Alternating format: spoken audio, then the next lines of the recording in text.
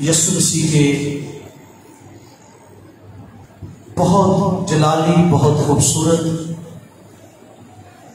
नहायत अफजल और बहुत ही प्यारे नाम में आप सबको सलाम।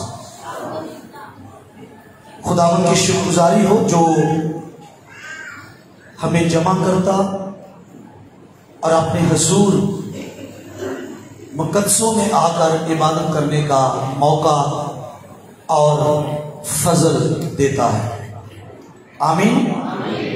कोई भी मुक़द्दस, कोई भी ईमानदार, कोई भी रास्तबाज जमीन पर वक्ती तौर पर टफ सिचुएशन से जरूर गुजर सकता है, किसी बुरी हालत से जरूर गुजर सकता है, लेकिन एंड ये है, मगर खुदा का शुक्र है जो हमारे खुदावंद यीशु मसीह के वसीला से हमको फतह बख्शता है। हालेलुया। सो बिब्लिकली फतह ये नहीं है कि आप पर कभी मुसीबत ना आए या आप किसी मुश्किल से ना गुजरें, बल्कि फतह ये है कि वो मुसीबत, वो मुश्किल, वो बुरी हालत आपको खुदा से दूर ना कर सके, तो फिर आप क्या हैं? फतहमंद हैं। हालेलुया। जो आज मैसेज मैं आपके सामने रखने वाला हूं, इसको बहुत मुख्तसर किसी और मैसेज के साथ मिक्स करके पहले मैंने आप तक पहुंचाया था, लेकिन इसकी तहरीक कहें या ये बात मुझे अंदरूनी तौर पर बड़ी शाद कर रही थी कि इस बात को जरूर दोबारा से मैं बयान करूं और हम इस बात को जान सकें और समझ सकें। रोमियो का खत मेरे साथ खोलिए, 8वां बाब, 8वें बाब की पहली आयत खुदा के कलाम में से पढ़ेंगे। जो ऊपर बड़े बालिग बहन भाई जो ऊपर हैं, वो बच्चों का आगे जो बैठे हैं इन पर नजर रखिए और थोड़ा सा ध्यान दीजिएगा ताकि ये डिस्टर्ब ना कर सके। वैसे तो आज अच्छे तरीके से बैठे हैं। खुदावंद का शुक्र हो इस सारे अच्छे खूबसूरत माहौल के लिए जिसमें हम खुदा की इबादत और बंदगी कर सकते हैं, और वही है जो सारी अबतरी को कंट्रोल करता और हमें खूबसूरत फिजा मुहैया करता है। 8वां बाब पहली आयत खुदा के कलाम में से मैं पढ़ूंगा, और ये दुनिया के ताल्लुक से नहीं है, ये हमारे ताल्लुक से लिखा है। पढ़ते हैं।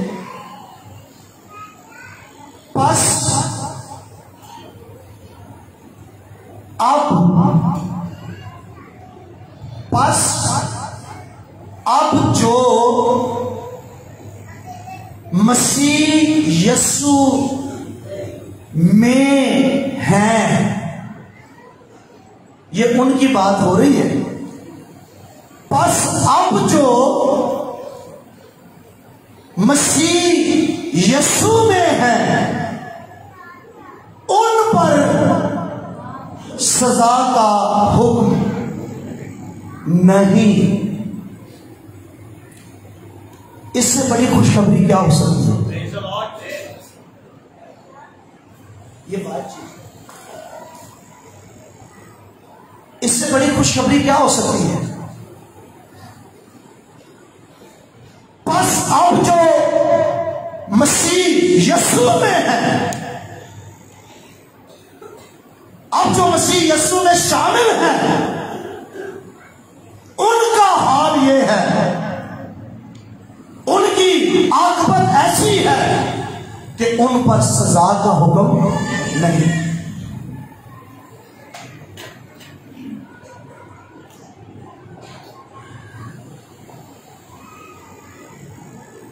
तारीफ उन पर सजा का हुक्म नहीं। इसका मतलब क्या हुआ? जो मसीह से बाहर है, जो मसीह से अलग है, जो मसीह में नहीं है, उन पर आज भी सजा का हुक्म है। कई बार लोग परेशान होते हैं, ढूंढते हैं वजह, क्या वजह है, हम क्यों सजा पा रहे हैं, क्या सबब है, क्यों दुख पा रहे हैं। तो सबब बड़ा वाज़ेह है, ये तलाश करो कि आप हैं कहां। क्या मसीह में हैं तो फिर सजा का हुक्म नहीं।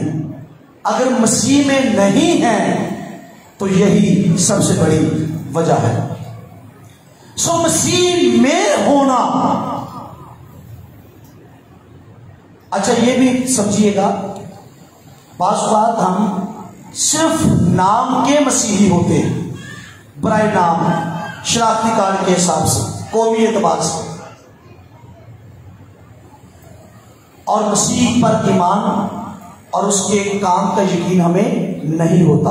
उसकी बात नहीं हो रही, नामी मसीही की बात नहीं हो रही। जो ईमान लाकर यीशु मसीह को कबूल करके और बपतिस्मा लेकर मसीह में शामिल हो चुका है, उसकी बात हो रही है। उन पर अब सजा का हुक्म नहीं। आपका लफ्ज ये बता रहा है कि पहले सजा थी। बपतिस्मा से याद आया, कुछ लोगों ने बपतिस्मा लेने के लिए तैयारी की हुई है। वो इबादत के बाद भी खादमीन से मिलकर उनको बता दें, दोबारा से नाम लिखवा दें, ताकि अगले इतवार या जो भी मुनासिब वक्त होगा वो फिर ऐलान कर दिया जाएगा। तो पहले पता चल जाए कि बपतिस्मा लेने वालों की तादाद जो है वो कितनी है, फिर हम उसी हिसाब से अरेंज करेंगे। सो ये आयत अक्सर बोली, पढ़ी और कोट की जाती है, पर इसकी गहराई बहुत ज्यादा है।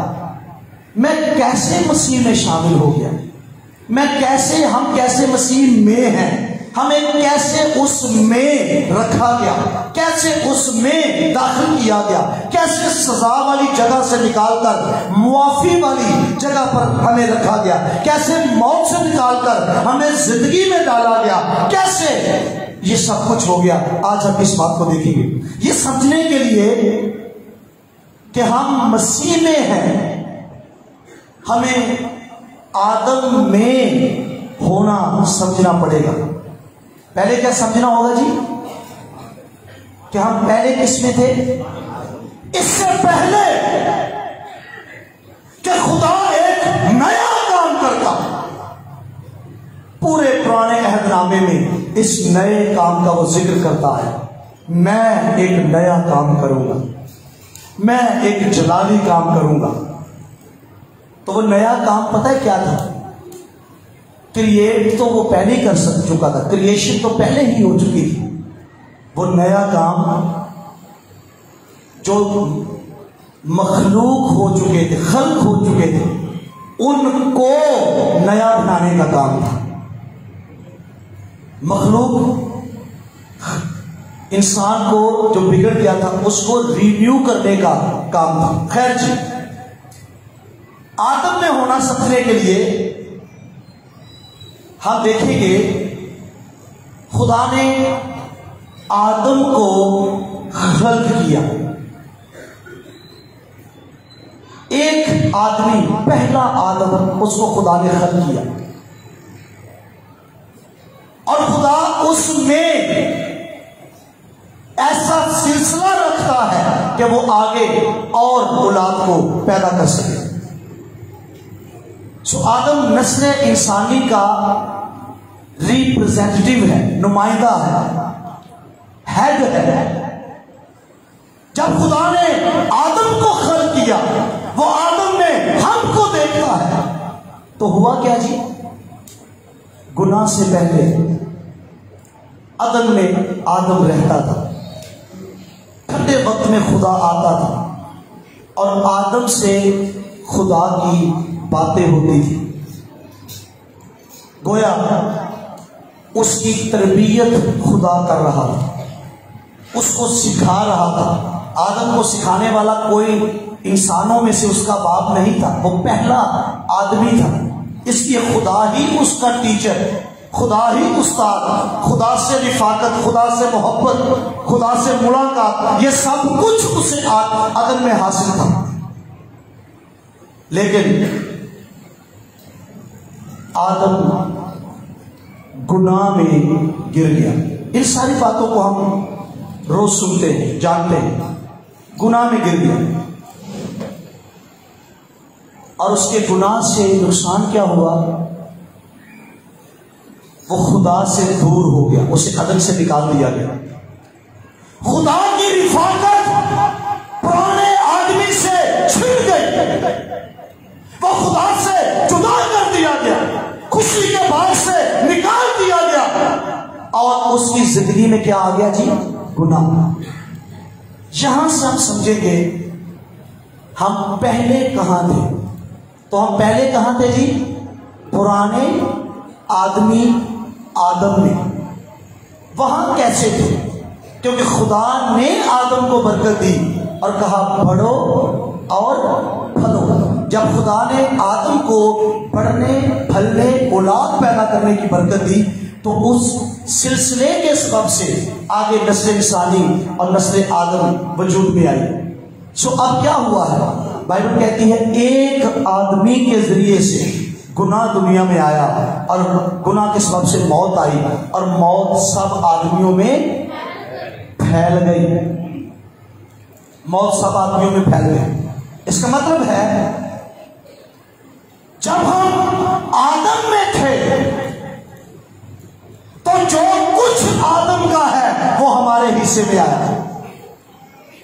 ये जो बड़ा फख्र करते हैं ना अपने नस्ली सिलसिले पर, मेरा जी फलां बाप है, हमारा फलां खानदान है, हमारी ये जात है, हम ये हैं, हम वो हैं।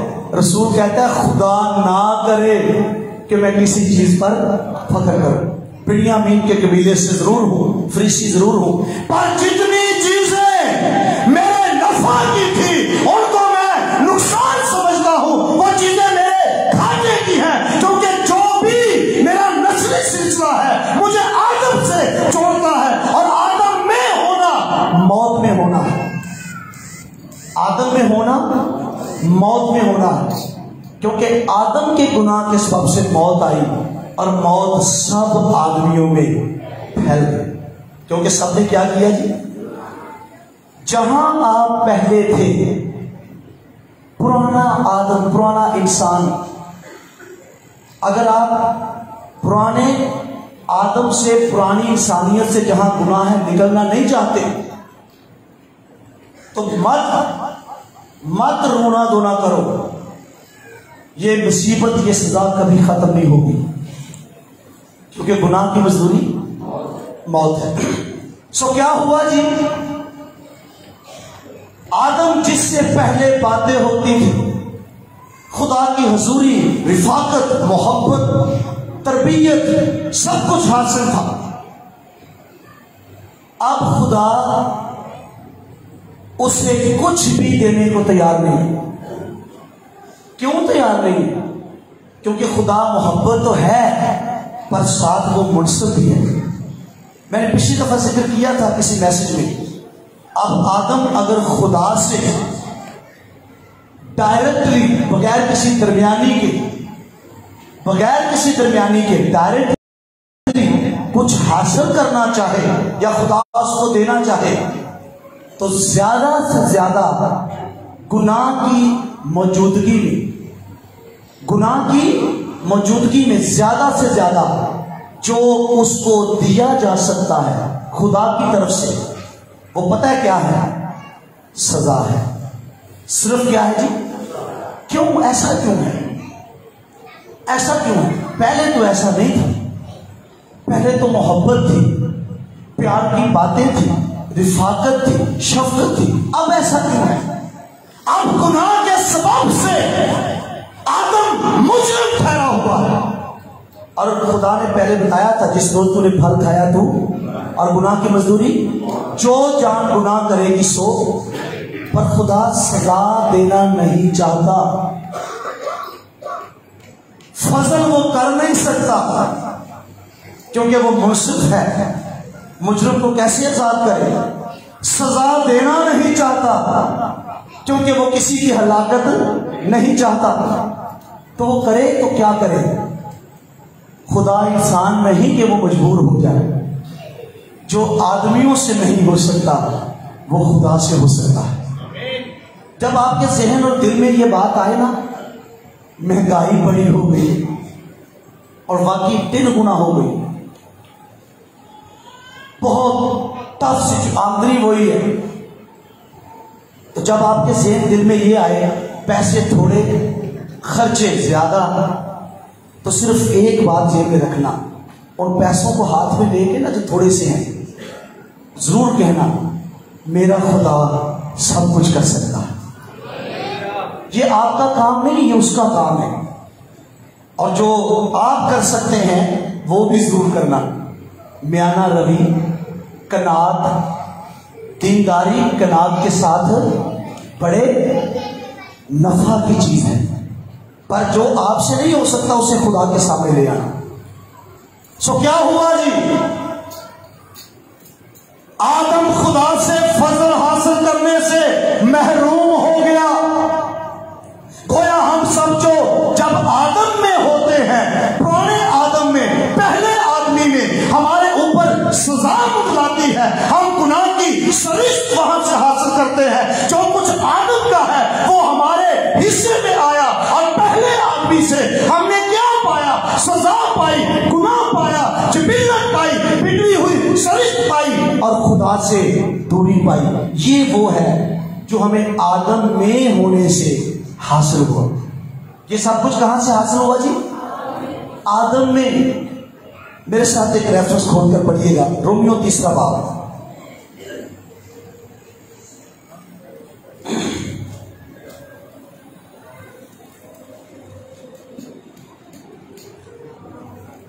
रोमियो 3 बाब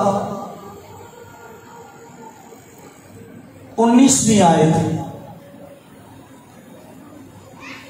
अब हम जानते हैं कि शरीयत जो कुछ कहती है उनसे कहती है जो शरीयत के मतहत हैं, ताकि हर एक का मुंह बंद हो जाए। जो अपने मुंह से बड़ी बड़ी बातें करते हैं उनका मुंह बंद हो जाए। और आगे लफ्ज सुनिए जी, और सारी दुनिया खुदा के नजदीक सजा के लायक ठहरे। कितनी? आदि सारी दुनिया। इसलिए कि सबने गुनाह किया। ये अभी पुराने इंसान की बात हो रही है। अभी हम समझना चाह रहे हैं कि आदम में होना क्या होता है, फिर हमें फजल की सूरत वाज़ेह तौर पर नजर आएगी। फिर हमें खुदा की वो राह दिखेगी जो उसने हमारे लिए खोली और तैयार की। सारी दुनिया सजा के लायक, मौत सब आदमियों में फैल गई। और रसूल अपनी जिबिल्लत के बारे में, इंसानी जिबिल्लत के बारे में बयान करता है, मुझ में कोई नेकी बसी हुई नहीं, बदी का इरादा भी नहीं करता और बदी मेरे पास आ मौजूद होती। मुझे अपने इज़ा में एक और तरह की शरीयत नजर आती है। और रिजल्ट क्या निकाला? मैं गुनाह के हाथ बिका हुआ। गुनाह के हाथ ये था जी जो अदन में हुआ, और ये पुराना आदमी था, और ये वो सब कुछ है जो हमें आदम से मिला। पहली बात क्या मिला जी? फजल से महरूमी, खुदा से दूरी, सजा, और वो भी मौत की सजा, बुरी फितरत जिसमें गुनाह पहले से मौजूद है, और इसी तरीके से हमें मौत, गुनाह की सजा के तौर पर मौत, और ये सब कुछ जो मैंने आपके लिए पढ़ा है, गुनाह के हाथ हम बिक गए, ये सब कुछ हमें वहां से हासिल हुआ। हम कई बार माहौल वाकई असरअंदाज होता है, पर एक बच्चा जो फितरती तौर पर माँ बाप से पैदा हुआ है, उसको अगर आप किसी ऐसी जगह पर ले जाए जहां पर इंसान ही नहीं है, तो भी उसके अंदर जो बुरी फितरत है वो वक्त आने पर वो अंदर का बीज उगना शुरू होगा, और वो इंसानों से सीखने की बजाय वो गुनाह का बीज जो उसके अंदर है वो उसको, हालांकि वो इंसानों से दूर है, पर वो करप्टेड नेचर, बिगड़ी हुई फितरत जो आदम से हासिल हुई है, वो उसको गुनाह की तरफ खुद ही, गुनाह की शायद शक्ल अलग हो, वो आज के जवानों की तरह शीशा पीने शायद ना जाए, जंगल में शीशा नहीं होगा, कोई गुनाह और हो, लेकिन किसी भी सूरत का हो, लेकिन गुनाह उसकी फितरत के सबब से सामने जरूर आएगा। लेकिन हुआ क्या है, खुदा मुआफ करना चाहता है, बहाल करना चाहता है, रिन्यू करना चाहता है, नस्ल इंसानी को फिर से बहाल करना चाहता है। पर सुने, करना कैसे? जब वो हमें पुराने आदम से निकाल कर हमारी सजा की जगह से बाहर निकालना चाहता है, हमें मौत से निकाल कर जिंदगी में दाखिल करना चाहता है, तो पहले उसको एक ऐसा चाहिए जिसमें हमें डाल सके। अगर आदम से निकाले, आदम में क्या है? बुरी जिबिल्लत, सजा, मौत, गुनाह। आप ये कह रहे हैं कि अगर पुरानी फितरत से खुदा हमें छुड़ाना चाहता है, आदम से छूटने का मतलब पुरानी फितरत से, उस सजा से, उस मौत से, तो क्या करना पड़ेगा? उसे एक दूसरा आदम चाहिए जो पहले की तरह ना हो, ताकि हमें पुराने से निकालकर उस नए आदम में, दूसरे आदम में शरीक कर सके। अब वो आदम इंसानों में से कहीं नहीं मिलेगा, क्योंकि इंसान के पैदा होने का सिलसिला अब ये है कि माँ बाप के जरिया से ही इंसान दुनिया में आए। अब कोई और आदम कहीं से आ नहीं सकता, हो ही नहीं सकता। ये खुदा क्या करेगा? तो उसने क्या किया जाए? अपने बेटे यीशु मसीह को, जो खुदा की ऐन जात है, इब्ने आदम होने के लिए दुनिया में भेज दिया। वो बशर बन गए। और बाइबल क्या बयान करती है जी? और कलाम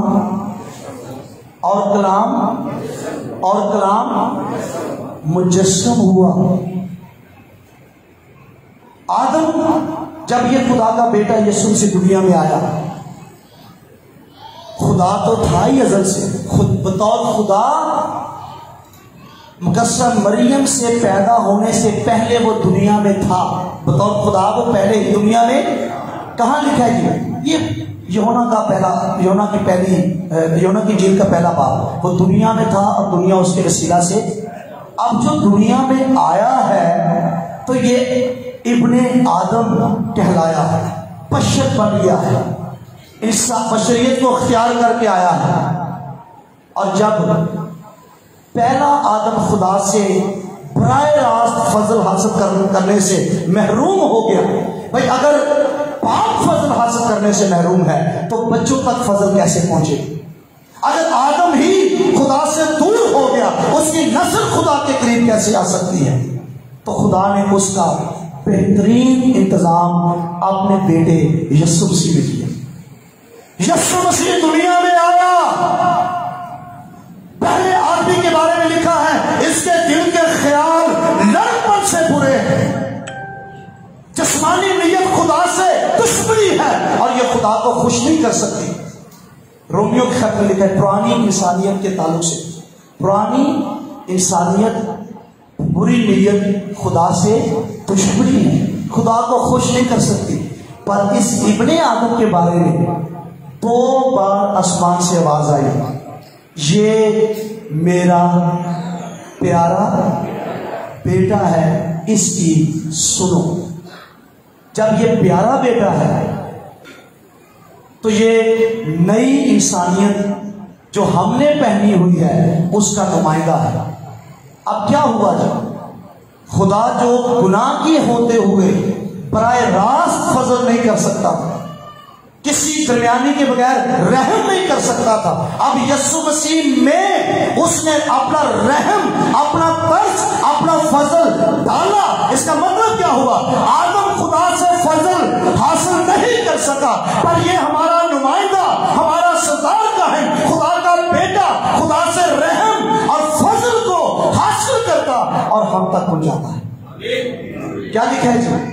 उसमें हमने पाया। किसमें? किसमें? उसमें हमने पाया। यानी थोड़ा सा फजल पर फजल। ये फजल इसमें कैसे आ गया? क्योंकि ये गुनाह के बगैर है। इसमें ये तरस, खुदा का फजल, तरस, रहम कैसे भर गया, लबरेज होकर के आ गया, फजल और सच्चाई से मामूर होकर हमारे दरमियान रहा। कैसे? क्योंकि उसकी जात में गुनाह नहीं, वो फरमाबरदार है और वो खुदा को पसंद है। और इस बात को सीखिए, अब जो नई इंसानियत हमें दी गई है उसके बारे में पता क्या लिखा है? वो यीशु मसीह में तैयार की गई है। किसमें तैयार की गई है? इफ्सियों के खत में वो यीशु मसीह में तैयार की गई है। पुरानी इंसानियत किस में बनी थी? पुराने आदमी में बनी थी। जब हम इस बात को याद रखिए, अगर कोई एक बार पैदा हुआ है तो हम पहली बार किससे पैदा होते हैं? पुराने आदम से। कितने बच्चे दुनिया में पैदा होते हैं? माँ बाप रूहानी और नई पैदाइश नहीं दे सकता। माँ बाप पहली और जिस्मानी पैदाइश ही दे सकता है। जिस्म से पैदा होता है वो जिस्म है। तो अगर कोई एक बार पैदा हुआ है तो उसे 2 बार मौत का सामना करना पड़ेगा। पहली बार मौत जिस्मानी तौर पर और दूसरी मौत जो अबदी और हकीकी है, मौत आग और गंदक की झील है, वो बड़ी खतरनाक। असल मौत ही वो है जो एक बार पैदा हुआ है। जिन्ना दिल फख्र कर लो आपने नस्ली सिलसिले, जिन्ना दिल नाम ले लो आपने अपने दे कारनामे आना, मिली उससे हमें सजा और मौत दी है। जिस्मानी बाप जितना भी अजीम और अच्छा है, जितना भी बुलंद नाम रखने वाला है, जितना भी बाइख्तियार है, कुदरती और फितरती तौर पर उससे जो हासिल हुआ वो सजा और मौत से ज्यादा कुछ नहीं। तो क्या हुआ जी? जो कुछ पुराने आदम का था,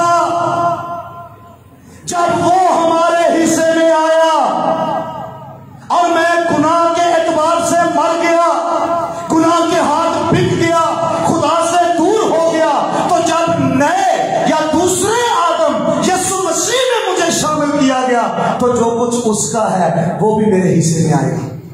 हालेलुया, वो भी मेरे हिस्से में आएगा।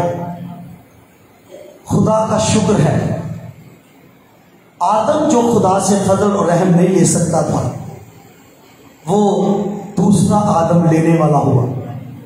यीशु मसीह ने बतौर बशर, देखिए बतौर खुदा यीशु मसीह में दोनों फितरतें हैं। कामिल खुदा, आप अपने चर्च की तालीम को जानते हैं, वो खुदा रहते हुए हमारी खातिर इंसान बना। उसने बतौर इंसान खुदा को खुश किया, मौत बल्कि सलीबी मौत, यहां तक फर्माबरदार रहा।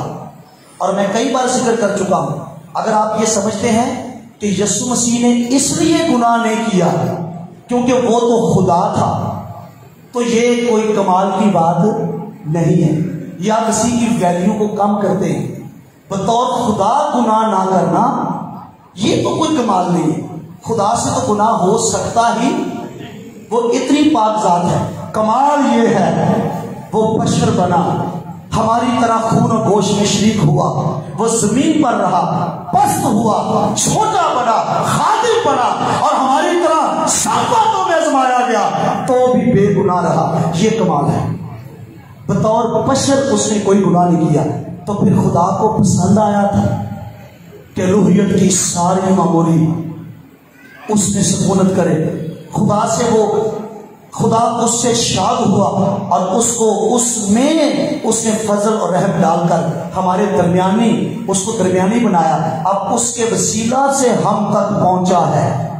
आदम के वसीला से मौत और सजा पहुंची, नए दूसरे आदम के वसीले से हम तक जिंदगी और फजल पहुंचा। तो मैं बता रहा था जो नई इंसानियत, अगर आपने पुराने, अभी तक आप पुराने हैं, सिर्फ माँ बाप से पैदा हुए, नई पैदाइश खुदा से पैदा ही नहीं हुए, तो पहली बात फिर हैरान होकर ना कहो कि सजा क्यों नहीं खत्म होती। और पुराना आदम है इस सजा के थले, पुराना आदम है इस सजा के नीचे। और दूसरी बात, जो पुरानी इंसानियत है वो खुदा को खुश नहीं कर सकती। जिन्हें चाहे देगा चढ़ाओ, जिन्हें चाहो गिरजे बनवा के दो खुदा ने, ईंटों के पत्थरों के घर उसे खूबसूरत पेश करो। जो बुरी नीयत है वो खुदा से दुश्मनी है। पर खुदा ने क्या किया, हमें मकबूल नजर बनाने के लिए हमें नई इंसानियत पहनाई। और ये नई इंसानियत कहां तैयार हुई है? मसीह यीशु में। मैं एक मिसाल आपको देता हूं। आपने अगर भट्टे पर ईंटें बनती देखी है, भट्टे पर ईंट के अंदर एक नंबर होता है, किसी भट्टे का number XYZ ABC so and so कुछ भी हो, एक नंबर होता है और उस ईंट का एक साइज होता है, एक डिजाइन होता है।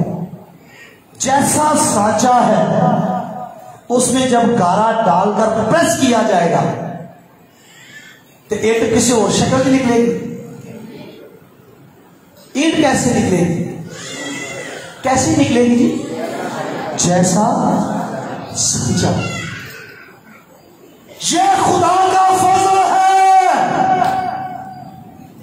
उसने हमें हमारी नई बशरियत को ऐसे सांचे में ढाला, ऐसे सांचे में डालकर हमें तैयार किया जो सांचा उसकी रास्ती और पाकीज़गी के मुताबिक है। और हम बदल कर नए हो गए क्योंकि हम दूसरे आदम मसीह में हमारी नई इंसानियत तैयार की गई है।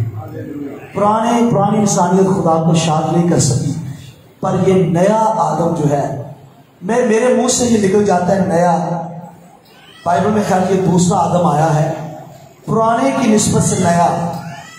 इसको कहते हैं रवानी, रवानी से कोई बात निकल जाना। बहरहाल दूसरा आदम, सो खुदा का शुक्र है। तो हमने पढ़ा था, हवाला पढ़ा था,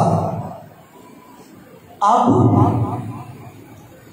जो मसीह यीशु में है, अब जो अब लिखा है, अब पहले ऐसा नहीं था, 4000 साल ऐसा नहीं था। जो कोई पैदा होता था वो पुराने आदम में होता था। हाँ जी, आंखें खोल के कलाम सुनिए। वो पुराने आदम में होता था और उसमें खराबियां जिबिलते, पर खुदा ने फजल किया हमें पुराने आदम से, सजा की जगह, मौत की जगह से, खराबी की जगह से, बुरी जिबिलत की जगह से निकालने के लिए उसने दूसरे आदम को दुनिया में भेजा। हमें उससे निकालने के लिए किसी ने तो रखना था ना, और उसने हमें अपने बेटे दूसरे आदम में हमें उसने शामिल कर दिया।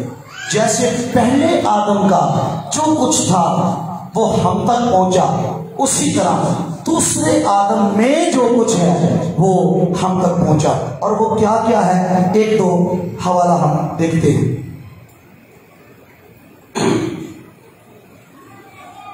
ये यूहन्ना की इंजील खोलिएगा,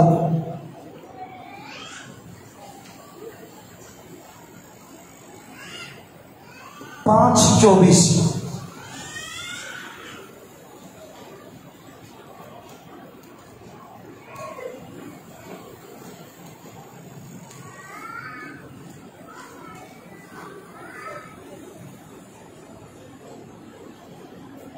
क्या लिखा है जी?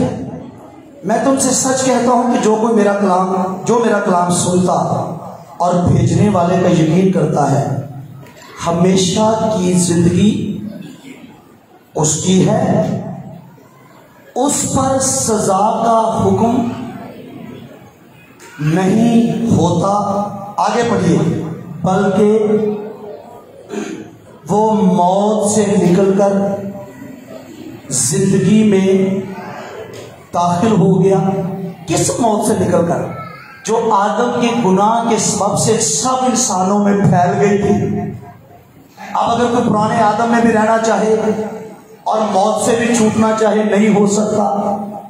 अब इस पुराने आदम और पुराने इंसान जो हमने, पुरानी इंसानियत जिसमें गुनाह और खराबी है, उसका करें क्या?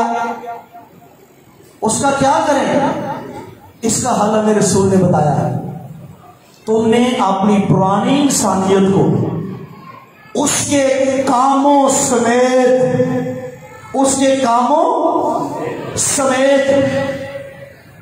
मसीह के साथ सलीब पर मसलूब कर दिया। पुराने आदम के तौर पर यह इकरार करना है, जब मसीह सलीब पर चला मैं उसके साथ मसलूब हो गया और अब मैं जिंदा। पुराना इंसान जिंदा ना रहा। और रसूल की अप्रोच देखिए, उसका टारगेट ही कुछ और है। काश के हम में से हर किसी का यही टारगेट हो। उसका टारगेट ही कुछ और है। फिलिपियों का खत खोलिएगा, फिलिपियों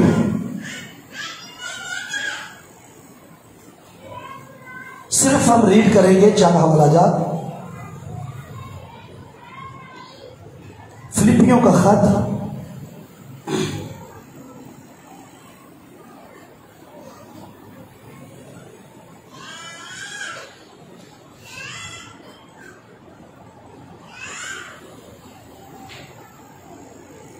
तीसरा बाब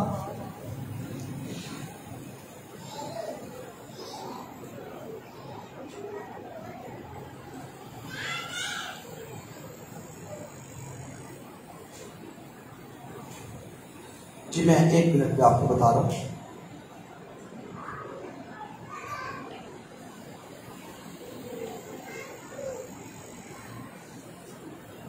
वह लफ्ज है उसमें पाया जाए। अगर किसी को मिल जाए, किसी तरह मसीह को हासिल करूं,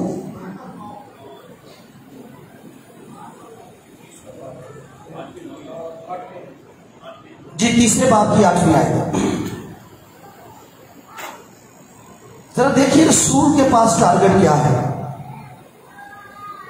आयत नंबर 9, अब 8वीं से पढ़ते हैं। बल्कि मैं अपने खुदावंद यीशु मसीह की पहचान की बड़ी खूबी के सबब से सब चीजों को नुकसान समझता हूं। जिस्म के साथ जुड़ी हुई सब चीजों को बाइबिलियम नुकसान समझता हूं, और जिसकी खातिर मैंने सब चीजों को नुकसान उठाया उनको कूड़ा समझता हूं, ताकि मसीह को हासिल करूं। वो पुराने इंसान को दुरुस्त करना नहीं चाहता। पुराने इंसान का इलाज यही है, उसे कीलों से जड़कर सामने से अब मैं जिंदा ना रहा। अगला जुमला सुनिए, मसीह को हासिल करूं, उसमें पाया जाऊं। किस में पाया जाऊं? मसीह में पाया जाऊं। किसी तरह मसीह को, ये लफ्ज इस पर बड़ा जोर है, किसी तरह, कुछ भी कीमत चुकानी पड़े, कुछ भी करना पड़े, मेरा टारगेट और मकसद यह है मैं मसीह में पाया जाऊं। क्योंकि मसीह में पाया जाऊंगा तो मसीह में जो जिंदगी है वो मुझे हासिल होगी। मसीह में पाया जाऊंगा, मसीह में जो आजादी है वो मुझे हासिल होगी। मसीह में पाया जाऊंगा, मसीह में जो कुछ है वो मुझ तक पहुंचेगा, मेरे हिस्से में आएगा। अगर मसीह से महरूम हो गया, जिसके पास बेटा है उसके पास जिंदगी है। खुदा का शुक्र है, उसने हमारे लिए बेहतरीन इंतजाम किया है। अब इस आयत को समझिए। बस अब पहले ये मुमकिन ही नहीं था, सिर्फ आदम में ही इंसान हो सकते। बस अब मसीह के आने के बाद खुशखबरी यह है, जो मसीह यीशु में है, पुराने आदम में सजा वाली जगह से उनको निकाला गया है। अब जो मसीह यीशु में है उन पर सजा का हुक्म नहीं। सजा का हुक्म, सारी दुनिया सजा के लायक, पर उन पर सजा का हुक्म नहीं।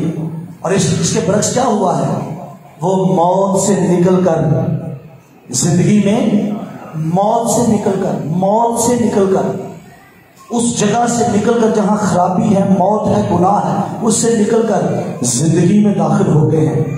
और इसका इंतजाम खुद खुदा ने किया है। हम गुनाह की मौजूदगी में, गुनाह के होते हुए उसमें दाखिल नहीं हो सकते। खुदा पाक है, हम उसमें नहीं जा सकते थे। फजल ये हुआ, उसने अपने बेटे को हम पे भेज दिया। और यीशु मसीह जो सिर्फ खुदा था, खुदा का बेटा, अब वो बशर भी बन गया। उसका नाम उसी रजिस्टर में दर्ज हुआ जिसमें दुनिया के बाकी इंसानों के नाम लिखे गए, हमारे साथ शामिल हो गया ताकि हमें अपने साथ शामिल करे।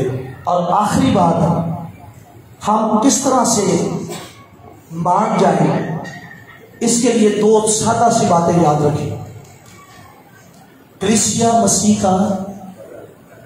मसीह का बदन है। एक खादिम लिखता है, जब खुदा हमें देखता है और वो हमें मसीह के बदन के एजाज़ के तौर पर देखता है, तो फिर उसको पाक, सेहतमंद और काम करता हुआ उज़्व नजर आता है। क्योंकि मसीह के बदन का कोई एजाज़ नाकाम, नकारा और नापाक नहीं हो सकता।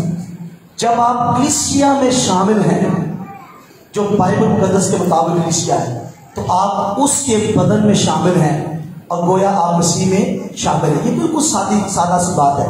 जो इल्म इलाही की मुश्किल बातें हैं उसकी तरफ हम नहीं जा रहे। दूसरी बात क्या लिखी है, तुम जितनों ने बपतिस्मा लिया तो मसीह यीशु में शामिल होने का बपतिस्मा लिया। आप जब ईमान लाते हैं कि मैं ईमान लाता हूं, मैं पुराना इंसान नहीं रहा, उसको मुझे ही सलीब पर टांगा गया, मेरी पुरानी इंसानियत मसलूब हो गई, अब मैं पुराने आदम के तौर पर जिंदा नहीं हूं और अब मैं यीशु मसीह के वसीला से उस पर ईमान लाकर खुदा से नए सिरे से पैदा हुआ। नई पैदाइश सिर्फ यीशु दिलाता है। जिन्होंने उसे कबूल किया उसने उन्हें खुदा के फरजंद बनने का हक बख्शा।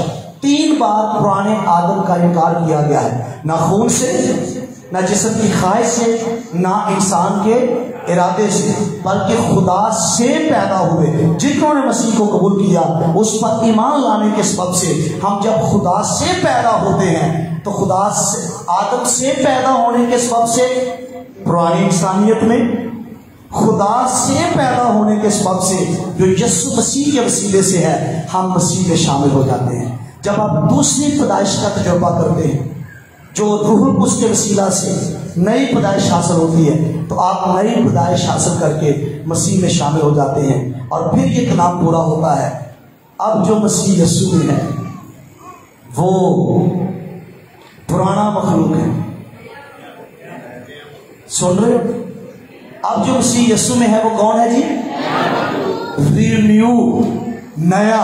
ये वो काम है जिसको करने के लिए खुदा पूरे पुराने अहदनामा में गवाही दे रहा था, मैं एक नया काम करूंगा। और उसने ये नया काम अपने बेटे यीशु मसीह में किया है। पुराने आदम को उस जगह से, हम जो पुराने आदम में थे उस जगह से निकालकर हमें मसीह में शामिल किया। अब हम पुराने नहीं हैं, अब हम नए मखलूक हैं। पुराना आदम खुदा को खुश नहीं कर सका, पर हमारे बारे में लिखा है वो गुनाह नहीं करता। जो कोई खुदा से पैदा होता है वो गुनाह नहीं करता, कर ही नहीं सकता। खुदा ने हमें बेहतरीन जगह पर रखा है। और कभी मसीह से बाहर निकलने की कोशिश ना करना। और कभी आप अपनी सूरत मसीह से बाहर देख लें तो हमारा रूहानी चेहरा बड़ा भयानक है। मसीह से बाहर अपनी सूरत गुनाहों के बोझ के नीचे दबा हुआ, गुनाहों की मैल से मैला, मौत का हकदार, खुदा का रिजेक्टेड, रद्द किया हुआ मुजरिम, मौत की सजा के लायक पिसा हुआ, दबा हुआ, मैला कुचैला इंसान आपको नजर आएगा। पर जब आप मसीह में अपने आप को देखेंगे, मकबूल, मंसूर, जिंदगी का हकदार, और मसीह में हमें मिरास मिली, मसीह में हमें खुदा मिला, मसीह में हमें आसमानी मुकामों तक रसाई मिली। पुराने आदम में जमीनी और पुरानी चीजें मिली, पर नए आदम में नई और आसमानी चीजें मिली। और ग्रंथियों खत में लिखा है, जैसे हम उस आदम की सूरत पर थे, वैसे ही हम इसकी सूरत पर भी होंगे। ये 15वां बाब 45वीं आयत से आपने 4-5 आयात घर में पढ़नी है। शर्माने की वजह से मैं क्लोज कर रहा हूं, वरना इसको पढ़ना बहुत जरूरी था, लेकिन आप घर में ही इन आयात को जरूर पढ़िएगा। पहले आदम और दूसरे आदम का मुआवजा किया गया है। सो आप उसको जब पढ़ेंगे तो आपको पता चलेगा। तो फिर आप ये जो पशेमानी है ना अंदर के ठंडी ठंडी शाम दिया गल्ला, अदन याद कर रहे हैं ना, अदन वो मिस्र याद करते थे, ठंडी ठंडी शाम दिया गल्ला। तो फिर आप भूल जाएंगे अदन की जिंदगी को, क्योंकि मसीह में जो हासिल हुआ है वो उससे कहीं बढ़कर है जो हमने आदम में खोया था। हालेलुया। आइए सर को झुकाते हैं, आंखों को बंद करते हैं, दुआ करेंगे। अब जो मसीह यीशु में उन पर सजा का हुक्म नहीं है।